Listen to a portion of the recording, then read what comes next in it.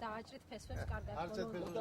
სხვა შემთხვევაში ყველას გააკეთეთ ქალაქის აუღურეთ ეს არის დავილაპარაკო შეიძლება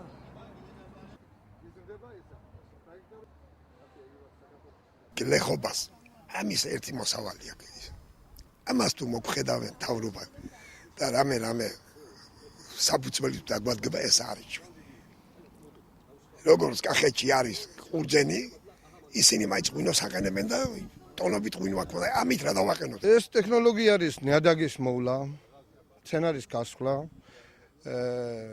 შეწამვლა და შეიძლება ბევრი ფერმერისთვის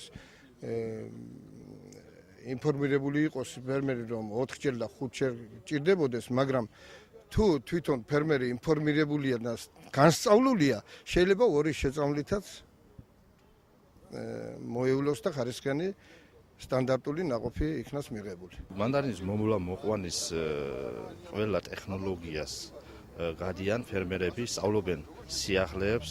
ეს არის ის მნიშვნელოვანი სეგმენტი ფერმერებისათვის, რომელიც თვალისწინებს თანამედროვე იმ სტანდარტებს